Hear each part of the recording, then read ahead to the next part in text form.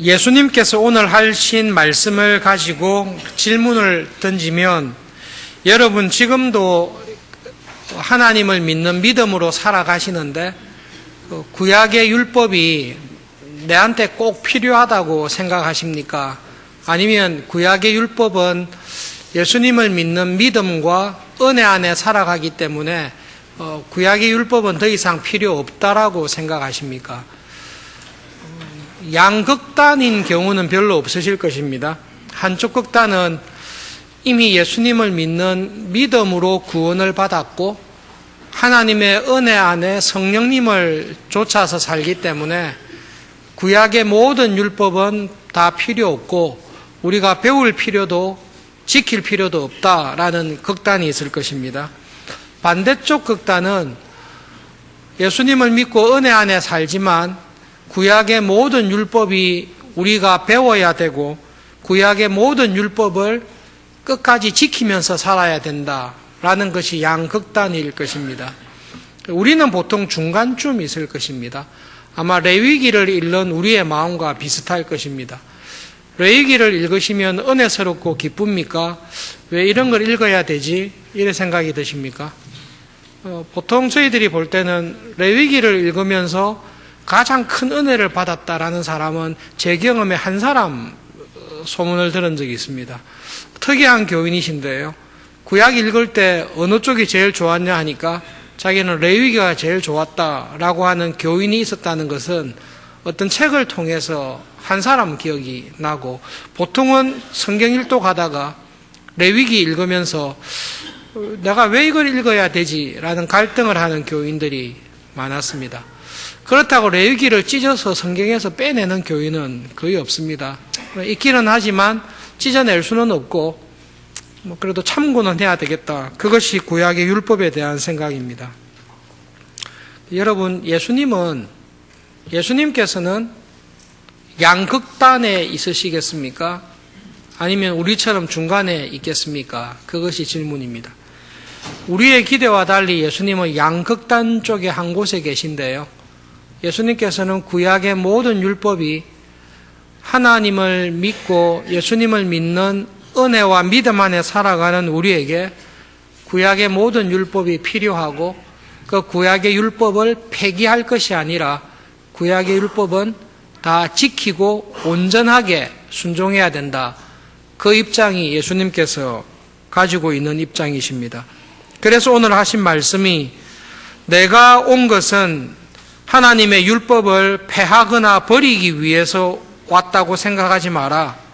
내가 온 것은 하나님의 율법을 완전하게, 온전하게 하기 위해서 왔고 율법을 온전히 지키고 순종하기 위해서 왔다.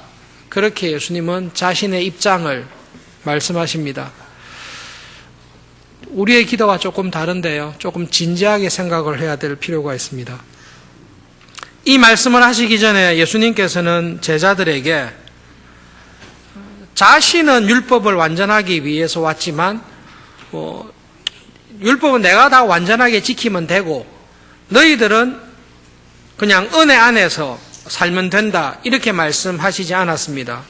예수님께서는 제자들을 향해서도 이렇게 말씀하십니다. 너희들은 세상의 빛이다.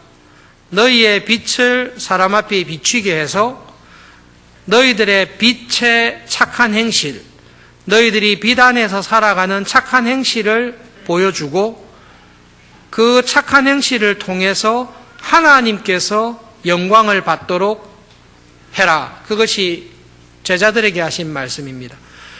제자들에게 너희들도 빛 가운데서 착한 행실을 하는데 너희들이 행하는 착한 행실이 하나님께 영광을 돌리는 하나님의 영광을 나타내는 착한 행실이 되어야 된다 말씀하셨습니다.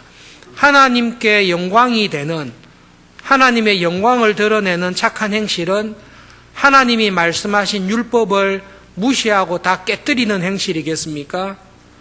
하나님께서 말씀하신 율법을 지키고 순종하는 행실이 되겠습니까?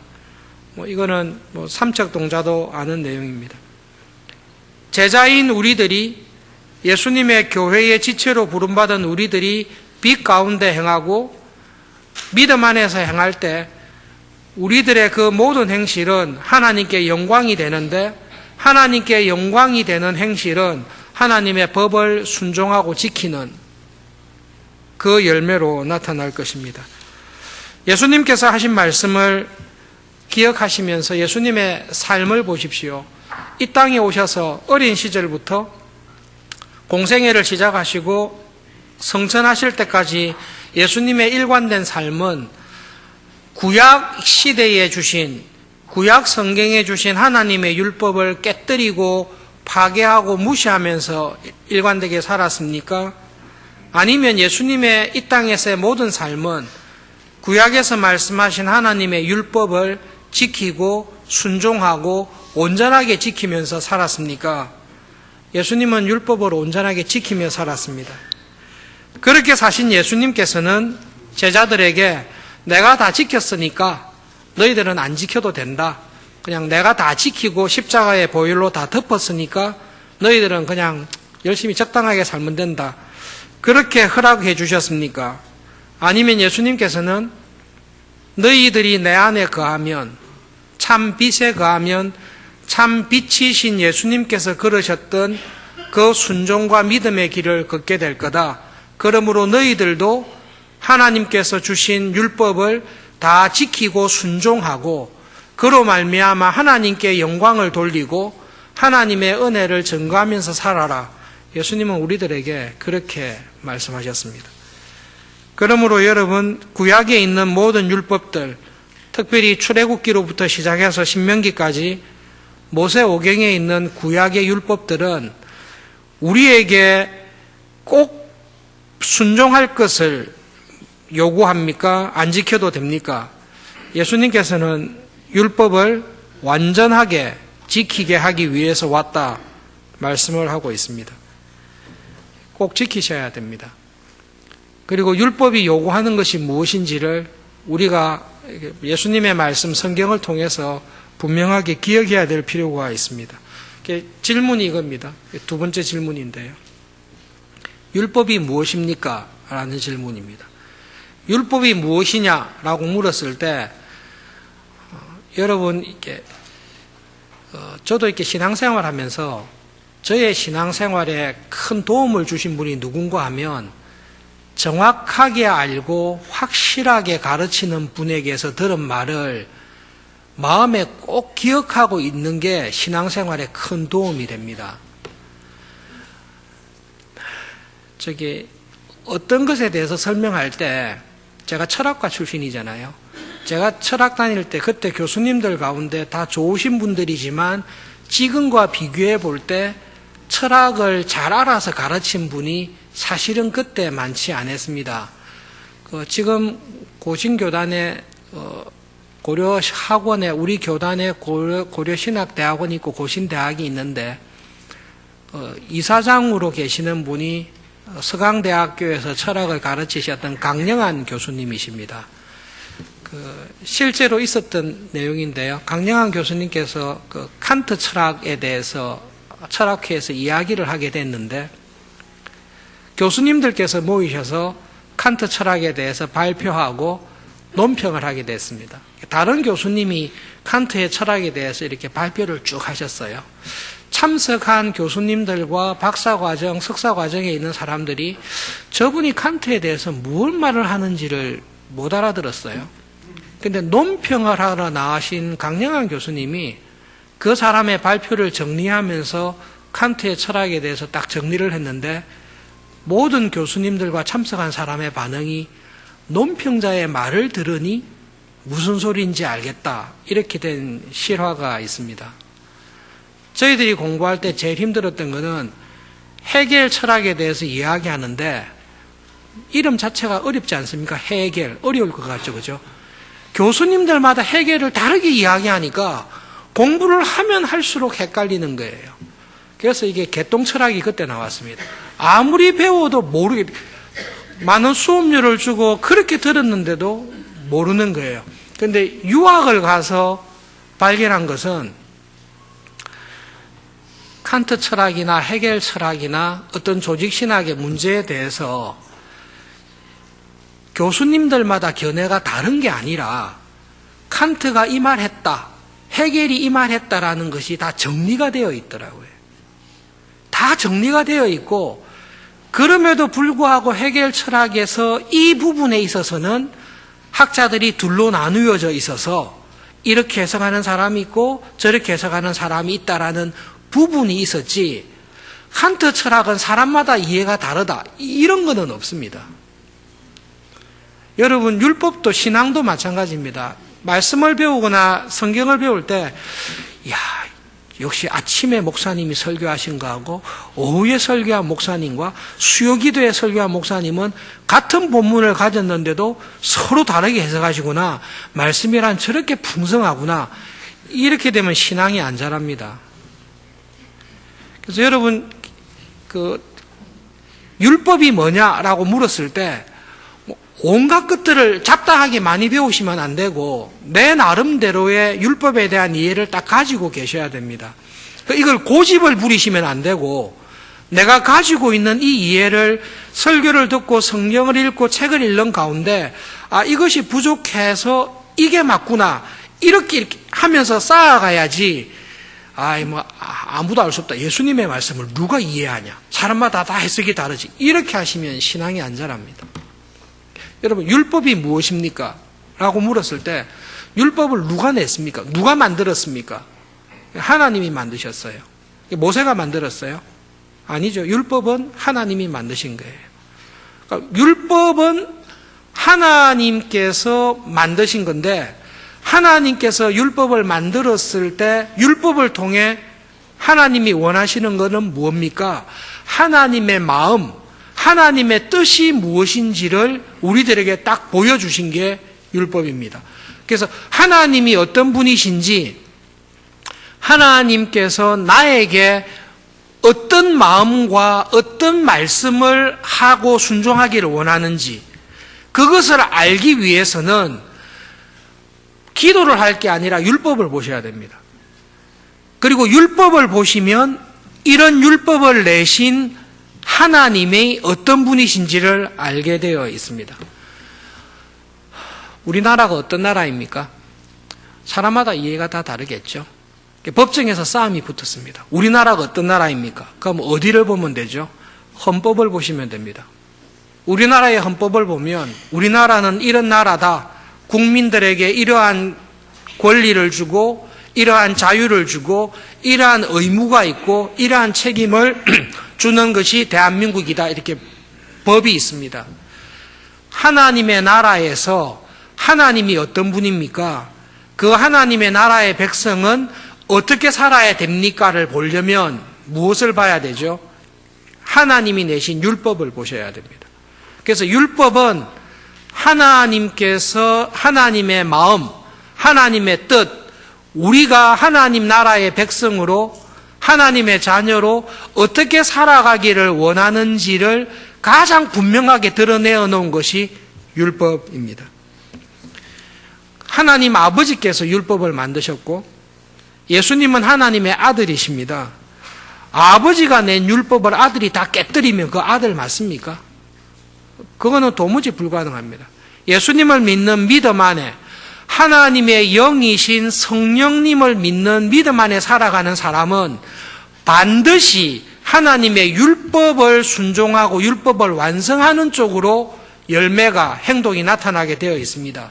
교인들 가운데 나는 성령님의 은혜와 능력을 충만히 받았기 때문에 나는 일부 일처제가 아니라 일부 다처제도 하나님께서 허락하셨다, 이런 주장을 하는 사람들이 보통 사이비 교주들이거든요.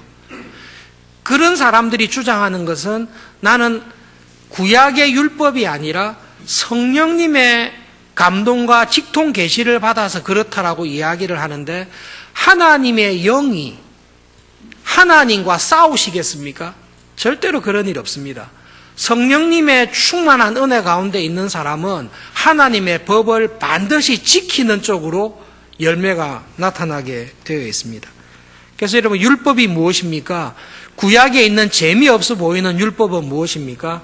하나님의 마음이 어떠한지, 하나님의 우리를 향한 내가 어떻게 살기를 원하는지, 그 뜻이 잘 나타나 있는 것이 율법입니다. 그리고 율법은 좋은 것입니까? 나쁜 것입니까? 당연히 좋죠. 왜냐하면 율법이 나쁘면 누가 나쁜 사람이 되죠? 하나님이 나쁜 사람이 되죠. 율법이 필요 없다라고 하는 사람은 실제로 뭐라고 말씀하는 것 같죠? 하나님이 필요 없다라고 말씀하는 사람과 똑같습니다. 이 율법은 중요한데 저 율법은 가치 없다라고 하는 것은 하나님은 이때는 필요한데 하나님 이때는 쓸데없다 이렇게 말하는 것과 똑같습니다. 율법은 하나님의 뜻인데요. 율법에는 하나님이 어떤 분이신지가 드러나 있습니다. 고민이 이거죠. 그러면 율법을 우리가 다 지켜야 됩니까? 거기에 있어서 우리가 오해하시는 것 같아요. 율법 가운데, 레위기의 율법 가운데 많은 부분이 제사입니다. 제사를 그러면 하나님의 율법이니까 다 지켜야 됩니까? 그러면 주일날마다 소, 양, 이렇게 가져와서 우리가 다 죽여야 됩니까? 그렇지는 않습니다. 여러분, 그게 율법의 본질과 시대와 환경에 따라서 그 율법을 지키는 모습인데요.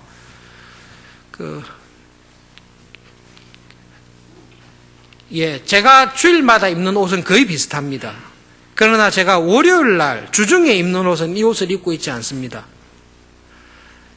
제가 양복을 입었을 때하고 제가 그냥 캐주얼한 옷을 입었을 때 옷은 바뀌었습니다. 근데 사람이 바뀝니까? 사람이 바뀌는 사람인데 그러면 큰일 납니다. 사람은 같아야 됩니다. 사람은 같은데 나타나는 옷이 다를 뿐입니다. 율법을 볼 때에 그 율법이 그 시대와 상황에 따라서 입고 나온 옷은 다르지만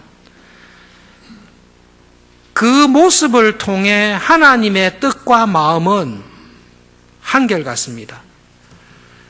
이 시대에는 이렇게 말하고 저 시대는 저렇게 말을 한 것이 구약 시대에는 이렇게 말씀하시고 신약 시대에는 이렇게 말씀하신 것이 드러난 모양은 다르지만 이렇게 말씀하신 하나님의 뜻과 신약 시대에 말씀하신 하나님의 뜻은 똑같습니다. 만약 이 두 가지의 뜻이 서로 충돌하면 하나님이 스스로 충돌하시기 때문에 그런 일은 전혀 없습니다. 예를 들면 이렇습니다. 제일 처음에 하나님께서 주신 율법, 하나님의 뜻이 있습니다. 언제 주셨죠? 타락하기 전에 에덴 동산에서 주셨습니다. 하나님께서 두 가지 큰 명령을 주셨는데요. 한 가지가 우리가 잘 아는 선악과 금령입니다. 선악을 알게 하는 나무가 있는데 그 나무 열매는 따먹지 마라. 따먹으면 분명히 죽는다. 그 명령이 있습니다. 부정적인 명령이고요. 적극적인 명령이 문화 명령입니다. 아담과 하와를 창조하시고 타락하기 전에 생육하고 번성해라. 타락하지 말고 하나님의 말씀에 순종하면서 자녀를 많이 낳아서 생육하고 번성해라. 지금은 에덴에만 너희들이 살고 있지만 너희들의 자녀들이 계속 나와서 하나님이 지으신 이 세계를 하나님이 원하시는 하나님이 다스리는 나라가 되도록 땅을 정복하고 땅을 다스리고 그리하여 하나님의 뜻이 이 땅에서도 온전히 이루어지도록 너희들이 그 일을 해라. 두 가지 명령을 주셨습니다.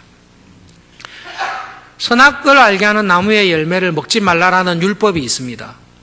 그 율법을 신약시대에 살아가는 우리가 지켜야 됩니까? 라는 문제입니다. 지켜야 됩니까? 안 지켜야 됩니까? 우리는 아담과 하와가 아닙니다. 우리에게는 선악과 나무도 없습니다. 우리는 에덴 동산에 살고 있지 않습니다. 그러므로 그 율법은 우리에게 적용되지 않습니다. 우리가 지킬 필요도 없습니다. 대상이 아담과 하와고 그 율법을 주신 장소는 에덴이었습니다. 그렇기 때문에 그 율법은 이미 우리들에게는 그 모습으로는 효력이 없습니다. 그러나 선악을 알게 하는 나무의 열매를 따먹지 말라라고 하셨던 하나님의 그 율법에 있는 하나님의 마음, 하나님의 변하지 않는 뜻이 있습니다. 그 뜻이 무엇이죠? 아담과 하와를 창조하시고 타락하지 아니한 에덴에 딱 두시고 너희들이 마음껏 원하는 대로 하라고 하시고 난 다음에 선악을 알게 하는 나무 열매는 따먹지 말라라는 그 명령을 똑같은 말로 바꾸시면 10계명의 제1계명이 됩니다. 너희들이 에덴에서 내가 준 모든 은혜와 축복을 누리며 너희들이 마음대로 하지만 나 외에는 다른 신을 두지 마라. 너희들이 마음을 다해서 목숨을 다해서 온 힘을 다해서 하나님을 너희들의 삶의 중심에 모시고 하나님이 우리의 창조주인 것을 기억하고 하나님의 뜻에 합당하게 살아야 된다. 그렇게 할 때에 하나님께서 은혜와 생명을 더해 주실 것이다. 하나님 외에 다른 우상을 두지 말라. 그 말씀을 아담과 하와에게 어떻게 표현했는가 하면 선악을 알게 하는 나무는 내가 너희들의 삶의 주인이 되고 에덴의 왕이 되고 창조주인 것을 증명하니 너희들이 그것을 믿고 순종한다면 그 나무의 열매는 손대지 말라. 그렇게 나온 것입니다. 그러므로 하나님의 율법을 가만히 들여다보면 비록 입고 있는 옷은 다르지만 그 옷을 통해서 하나님께서 우리에게 보여주시는 뜻이 있는데 그 뜻은 변함이 없습니다. 예수님께서 제자들에게 말씀하시면서 이 계명 중에 지극히 작은 것 하나라도 버리고 그같이 가르치는 사람은 천국에서 지극히 작다 일컬음을 받을 것이고 너희들의 의가 서기관 바리새인들보다 낫지 않으면 천국에 들어가지 못한다라고 말씀하십니다. 말씀을 준비하면서 유대인들이 한 일 가운데 율법이 613개인데요. 모세오경에 나타나 있는 조문이 613개 조문인데 그 율법을 분석하고 정리하면서 본문과 관련해서 재미있는 내용을 봤습니다. 율법 가운데 지극히 작다라고 생각하는 율법이 있고 율법 613개 중에서 가장 크고 중요하다라고 생각하는 율법을 유대인들이 정리한 것을 봤습니다. 율법 중에 제일 크고 중요한 계명, 그 율법은 무엇입니까? 그거는 다 알고 계시죠? 서기관이 예수님에게 와서 시험했던 그겁니다. 예수님 율법 가운데 제일 중요한 게 뭡니까? 그렇게 물었을 때 신명기 6장 4절과 5절 그 말씀 예수님이 하셨습니다. 이스라엘아 들으라. 하나님 여호와는 유일한 하나님이시니 마음을 다하고 뜻을 다하고 힘을 다하여 하나님을 사랑하라. 이게 율법 가운데 제일 크고 중요한 겁니다. 제일 하찮게 생각했던 율법은 유대인들이 한 건 신명기 22장 6절입니다. 읽어드리면 이렇습니다. 길을 가다가 나무나 땅에 새의 보금자리에서 새의 새끼나 알이 있고 어미새가 그 새끼나 알과 함께 있는 것을 보았을 때에 어미새와 새끼를 함께 잡아오지 말라라는 계명을 유대인들이 볼 때 하나님께서 주신 613개 율법 가운데 제일 덜 중요한 것으로 잡은 게 이것입니다. 새둥지를 봤습니다. 마치 어미새와 새끼새가 같이 있습니다. 혹은 어미새와 알이 함께 있습니다. 그렇게 할 때 알만 취하지 알하고 어미새를 함께 취하는 것을 하나님께서는 금지하셨습니다. 이것과 비슷한 별로 중요하지 아니한 율법이 출애굽기 23장 19절에 있는 말씀인데요. 너는 염소 새끼를 요리할 때에 어미의 저주로 삼지 말라. 어미의 저주로 요리하지 말라라는 계명이 또 있습니다. 여러분, 이 출애굽기 23장 19절에 있는 이 율법을 우리가 지금도 지켜야 됩니까? 안 지켜도 됩니까? 라는 문제가 있습니다. 염소 새끼를 요리할 때에 어미의 젖, 우유, 유제품으로 요리하지 말라라는 계명이 있습니다. 이것을 지금도 유대인들이, 바리새인이나 서기관들이 율법을 지키기 위해서 애를 썼듯이 지금도 유대인들 중에는 이 하나님의 율법을 지키기 위해서 애를 쓰는 사람들이 아직까지 우리 가운데 유대인들 중에 많이 있습니다. 요리 좋아하시는 분들 혹시 코셔라는 제품 아십니까? 그거는 독특한 이름인데요. 유대인의 율법, 하나님께서 명령하신 음식을 먹을 때 이런 음식은 먹고 이런 음식은 먹지 말고, 이런 음식과 이런 음식을 섞어서 먹지 말고, 이런 구약의 율법이 있습니다. 그 율법을 지금도 철저하게 지키기 위해서 그 율법에 따라서 음식을 준비한 것이 코셔라는 이름으로 나옵니다. 그래서 율법을 지키는 유대인들은 슈퍼에 가시면 혹은 코셔 제품만 파는 음식점에 가서 모든 것을 사게 되어 있습니다. 짐승을 기르는 방식, 그리고 짐승을 죽일 때 율법에 따라서 죽이고, 짐승을 요리할 때도 율법의 규칙에 따라서 요리하고, 그리고 소고기와 버터는 절대로 함께 섞지 말고, 이런 원칙에 따라서 다 만든 음식들이 있습니다. 그래서 그게 코셔 제품으로 나오는데요. 유대인들은 이 원칙에 따라서 율법을 지금도 지키려고 하고 있습니다. 유대인으로 자라서 쭉 신앙생활 하다가 그리스도인으로 회심한 여자 신학자가 있는데 안식에 관해서 글을 쓴 것을 읽었습니다. 집에서 유대인으로 자랄 때, 집에서 자랄 때 그릇은 완전히 분리해서 썼습니다. 고기를 담는 그릇이 있고 야채를 담는 그릇이 있습니다. 이 두 접시를 절대로 혼동하지 않습니다. 실수로 야채 담는 그릇에 고기를 담았으면 그 접시는 더 이상 쓰지 않습니다. 그렇게 율법을 지킵니다. 예수님 시대에 바리새인들과 서기관들이 하나님의 율법을 그렇게 지켰습니다. 지금도 그렇게 지킵니다. 율법에서 말씀하신 대로 우리는 지금도 코셔에 따라서 썩지 않고 하나님의 율법을 잘 지키고 있습니다. 라고 이야기를 합니다. 그럼 그렇게 코셔 음식에 따라서 접시를 철저하게 구분해서 쓰면 그 명령을 하신 하나님의 마음을 그대로 지키고 따른 것입니까? 라는 문제가 있습니다. 말씀을 연구하는 가운데 왜 염소 새끼를 어미의 저주로, 우유로 요리하지 말라라고 한 것에 대해서 한 분이 이렇게 해석하셨습니다. 염소 새끼를 어미의 젖에다 삶는 것은 잔인한 행동입니다. 인간이 타락하고 부패한 이후로 하나님의 긍휼하심을 잃어버린 우리들은 염소 새끼를 요리할 때에 어미의 젖으로 삶는 일을 하는데 하나님의 긍휼하심에 비추어 볼 때에 하나님은 그런 것을 싫어하십니다.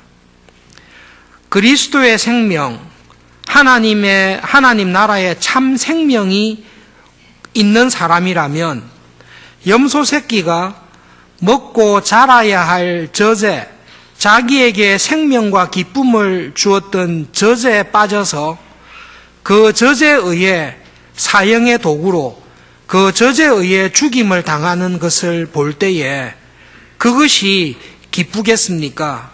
그렇지 않습니다. 이분은 그 구절을 해석하면서 이렇게 설명한 것입니다.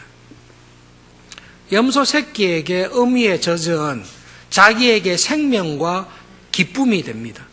배고플 때마다 어미에게 찾아가서 어미가 주는 젖을 먹을 때에 그 새끼 염소는 그 젖으로 인한 기쁨과 생명과 즐거움이 항상 있습니다.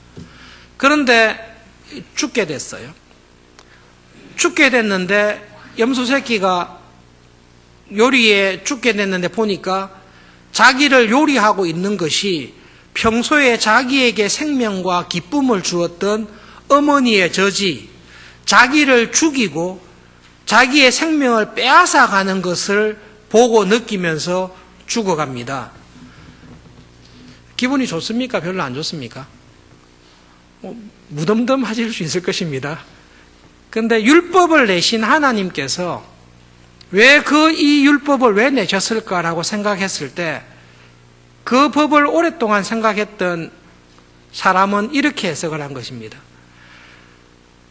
사람뿐만 아니라 모든 피조물을 지으신 하나님께서 염소 새끼가 그렇게 죽어가는 모습을 볼 때에 하나님 마음은 기쁘지 않습니다.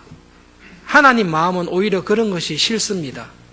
아무리 요리를 맛있게 하기 위해서 하더라도 나는 그렇게는 안 했으면 좋겠다. 차라리 맛없이 먹는 한이 있어도 염소 새끼에게 생명을 줬던 것이 그에게 비참한 죽음을 이르게 하는 것으로 쓰이는 것은 싫다. 그 누구 마음이죠? 하나님 마음이세요. 그런데 우리가 타락하여 하나님의 형상과 마음을 잃어버렸습니다. 우리는 그렇게 요리해서 먹는 것을 볼 때에 우리의 관심은 맛있잖아. 그러면 또 연하고 육질이 좋단 말이야. 우리는 이런 쪽에 가 있습니다. 하나님께서는 그 법을 통해 하나님의 구원받은 우리들에게 하나님의 마음이 그렇지 않다라는 것을 보여주고 있습니다. 그래서 그 율법을 자세히 들여다보면 하나님께서 미물이라 할지라도 짐승이라 할지라도 긍휼히 여기시고 불쌍히 여기시는 마음이 있는 거구나. 하나님은 그런 분이시구나. 그렇다면 나는 어떻게 해야 될까? 이것을 생각하는 것이 율법에서 요구하는 의로움입니다. 옛날에 텔레비전 봤을 때 곰, 쓸개나 웅담이 아주 좋다고 해서 살아있는 곰의 이게 간인가 이게 연결해가지고 빨대로 이게 직접 이게 먹는 것을 그 텔레비전에서 방영한 적이 있습니다. 그러니까 곰은 살아있는데 자기의 이게서 이게 진액이 다 빠져나가고 그것을 먹은 사람은 힘이 난다 이렇게 하고 있는데 곰은 거의 죽을 듯이 쓰러져 있는 모습을 텔레비전에서 고발하면서 이렇게 보인 적이 있습니다. 염소 새끼를 어미의 젖으로 삼지 말라. 그 말씀을 듣고 이 말씀을 하신 하나님의 뜻이 무엇인지를 안 사람이 있다면 자기의 건강을 위해서 살아있는 곰의 튜브를 연결해서 그걸 빨아먹겠습니까? 하나님 은혜로 건강해져서 열심히 주의 일을 해야 되지 않습니까? 그게 하나님 마음에 전혀 맞지 않습니다. 그런데 바리새인들과 서기관들은 염소 새끼를 어미의 젖으로 삼지 말라라는 이 말씀을 어떻게 적용했는가 하면 접시를 다르게 써야지. 접시를 다르게 써야지. 그리고 법에 따라서 죽여야지. 이렇게 먹어야지. 그렇게 적용을 하면서 하나님의 율법을 다 지켰다라고 생각하는 자리에 있었습니다. 지금도 그렇게 오해하는 교인들이 있습니다. 그런 교인들을 향해 예수님께서 하신 말씀이 이 말씀입니다.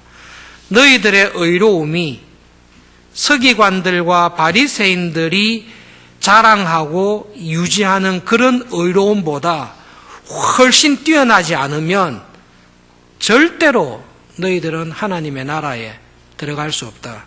너희들은 절대로 하나님의 자녀라고 할 수 없다라고 이야기를 하십니다. 여러분, 하나님의 율법은 그 시대의 문화와 그 시대의 상황에 맞도록 주셨습니다. 그렇기 때문에 우리가 구약시대로 돌아갈 수 없습니다.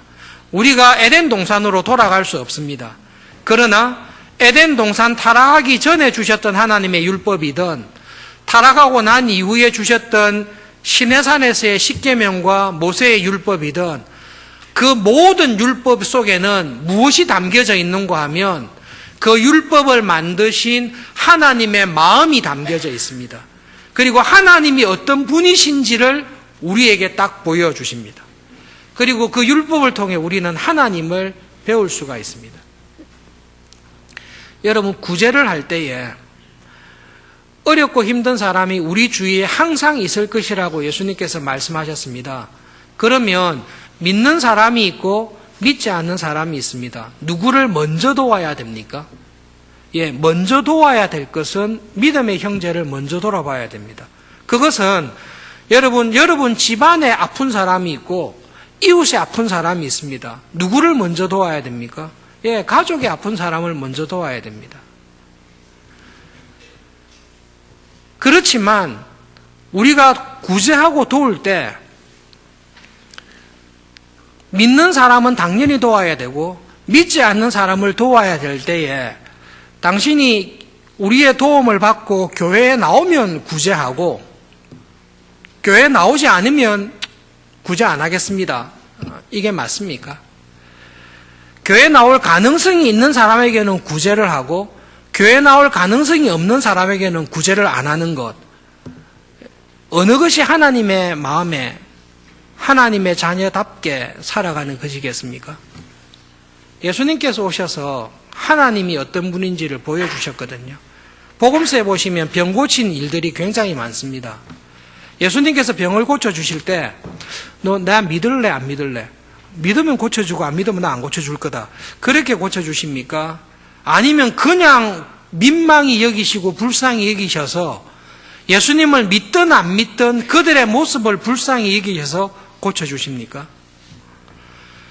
가물어서 다 힘들 때 하나님께서 비를 내려주실 때 저기 신자들이 있구나. 저 집에는 좀 많이 내려주고 바로 옆에 불신자의 집에는 싹 빠뜨리고 가뭄을 그대로 주고 이렇게 비를 주십니까? 그냥 다 주십니까?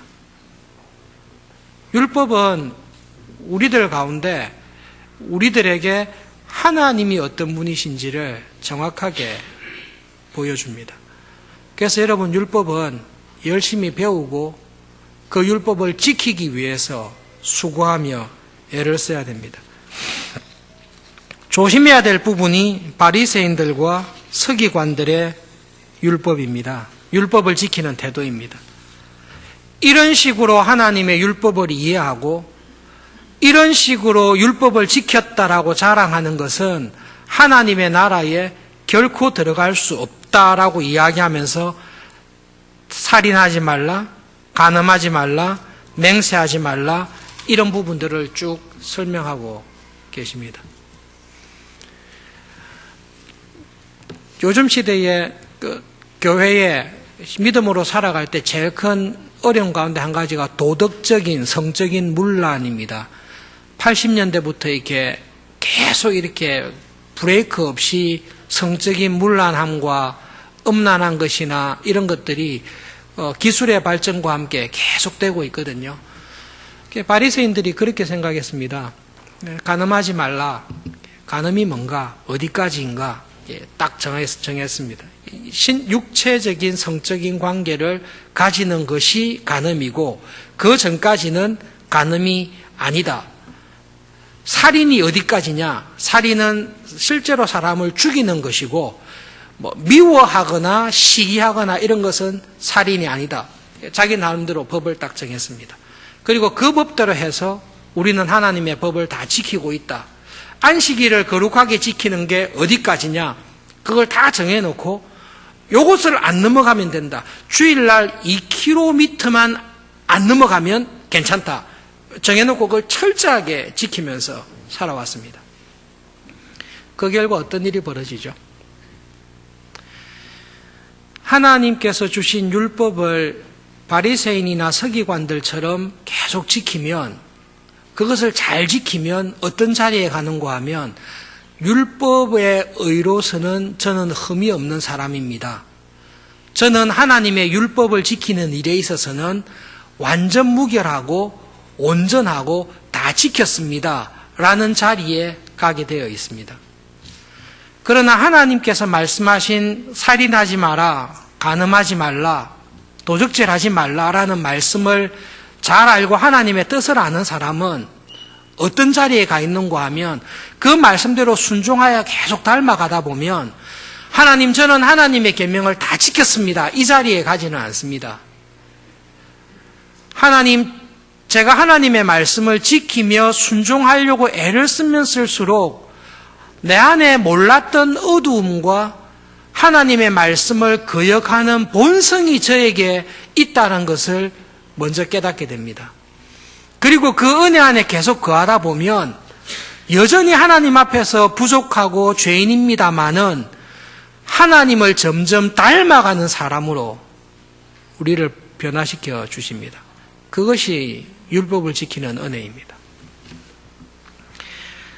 구체적으로 하나님의 율법을 어떻게 지키며 살아야 될지, 그리고 바리새인과 서기관들의 의보다 더 나은 의를 지키는 것이 무엇인지는 예수님께서 하신 말씀을 통해 하나하나씩 살펴보겠습니다. 쉽지가 않습니다. 결론적으로 한 두 가지 말씀드리고 싶은 게 있습니다. 첫 번째로는 왜 이렇게 율법에 대해서 무지하고 몰랐을까? 왜 율법이 이렇게 귀중하다는 것을 왜 몰랐을까? 그것은 교회에서 율법에 대해서, 말씀에 대해서 풍성하게 가르치지 못했기 때문에 그렇습니다. 여러분, 우리 작년 기본 과정에 십계명 혹시 다 들으셨습니까? 십계명 하이델베르그 교리문답 16세기에 만든 건데요. 하이델베르그 교리문답에서 예수님께서 오늘 하신 말씀을 가지고 율법이 뭐냐, 율법이 예수님을 믿고 살아가는 우리에게 필요하냐 필요 없냐라는 문제를 가지고 이미 그 시대에 분명하게 답을 했습니다. 하나님께서 주신 율법은 세 가지로 쓰임을 받습니다. 구약시대에는 시민법, 법률로 쓰였습니다.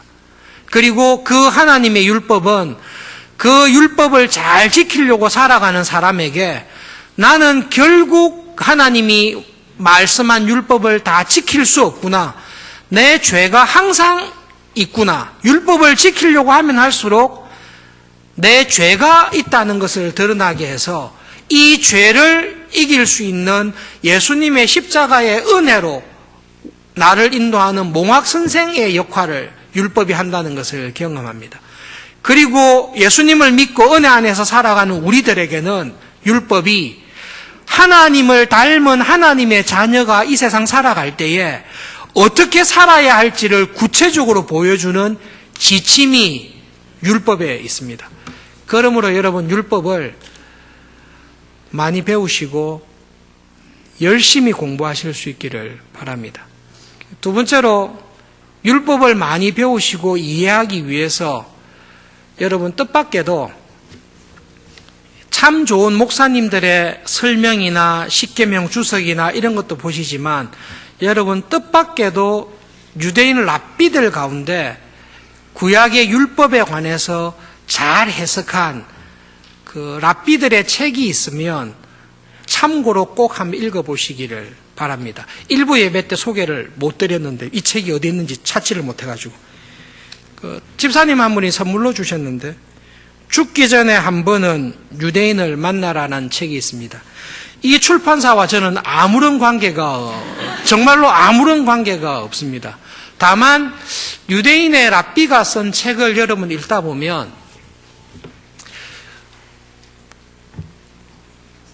목사님들이 교회가 놓치고 있는 하나님께서 구약시대에 구약의 교회에 주신 하나님의 지혜와 말씀, 하나님의 뜻이 무엇인지를 의외로 굉장히 많이 알 수 있는 것은 유대인들의 책, 랍비들의 책을 통해서 알 수 있습니다.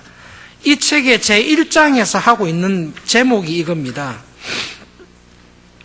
구급차의 사이렌 소리가 들릴 때 항상 기도해라. 이게 유대인 랍비가 가르쳐주는 말입니다.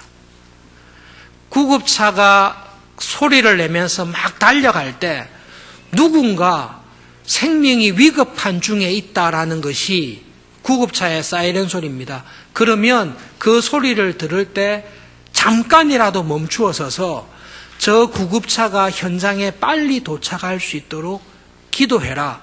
이것이 유대인들 랍비가 유대인들에게 가르쳐주는 내용입니다. 한 사람이 이걸 이야기하면서 한 사람이 한밤중에 구급차 소리가 나서 잘 자다가 깼어요. 그래서 구급차 소리에 엄청 짜증을 냈습니다. 그런데 그 다음날 아침에 보니 같은 동네에 사는 가장 친한 친구가 그 화재로 목숨을 잃었다는 것을 알게 됐습니다. 그 소방차는 그 친한 친구의 집에 불을 끄러 가는 소리였거든요. 그 구급차 소리가 났을 때 짜증을 낸 거죠. 왜 나의 단잠을 깨무냐. 그런데 그 불난 집이 가장 친한 친구였다는 것을 그 다음날 알게 된 거죠. 염소 새끼를 저주로 삼지 말라. 무엇을 말하고 있죠? 요리법을 이야기하는 거 아닙니다. 하나님께서는 짐승이라도 그렇게 취급당하는 것에 대해 하나님의 긍휼히 여기는 마음에 안 드십니다. 구급차가 울려서 달려갈 때에 나도 바쁜데 절대로 차 안 비켜줘. 그런 마음은 하나님의 은혜를 받아 하나님을 닮아가는 자녀가 품는 마음이 아닙니다. 내보다 더 생명이 위급한 상황이 있을 때에 하나님께서는 저 구급차가 빨리 가서 어려운 사람을 도와주기를 원하실 거야. 그러니 하나님을 믿는 사람이라면 구급차의 소리가 들릴 때 아무 연고가 없는 사람이라도 그 차를 위해서 기도를 하십시오. 이게 랍비의 지혜거든요. 가만히 들여다보면 복음을 그대로 설명하고 있습니다. 그것이 하나님의 율법이 우리에게 주는 은혜입니다. 그래서 여러분, 유대인들의 랍비의 글이지만 가만히 읽으면서 성령님께서 주시는 은혜를 생각하고 복음과 은혜와 계속 적용하게 되면 어떤 일이 벌어지는가 하면 우리가 하나님을 닮아갑니다. 우리가 하나님을 닮아갑니다. 우리가 닮아가는 것이 구체적인 삶의 현장 속에서 어떻게 닮아가야 할지를 설명해 주는 것이 유대인들의 랍비들의 지혜에 의외로 많이 있기 때문에 마음을 열고 잘 읽고 하나님을 닮아가는 사람으로 살아갈 수 있는 지혜를 많이 얻을 수 있기를 바랍니다. 기도하겠습니다.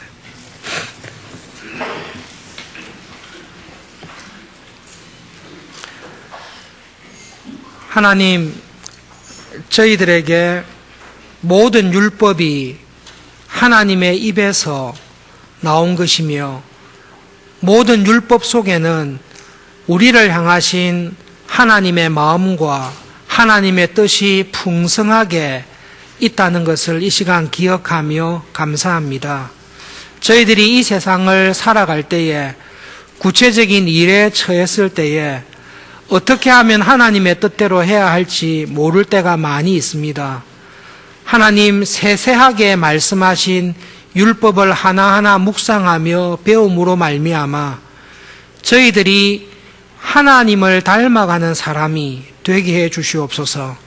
이런 말씀, 이런 법을 주신 하나님의 마음이 어떠한지, 또 그 하나님을 닮아 우리들은 어떠한 사람으로 살아가기를 원하는지 하나님 깨닫게 해 주셔서 저희들에게 주시는 의로움이 바리새인이나 서기관들이 자랑하는 의가 아니라 주님께서 말씀하신 하나님의 뜻을 따라가며 하나님의 뜻을 이루는 자리로 항상 저희들을 이끌어 주시옵소서. 예수님의 이름으로 기도합니다. 아멘.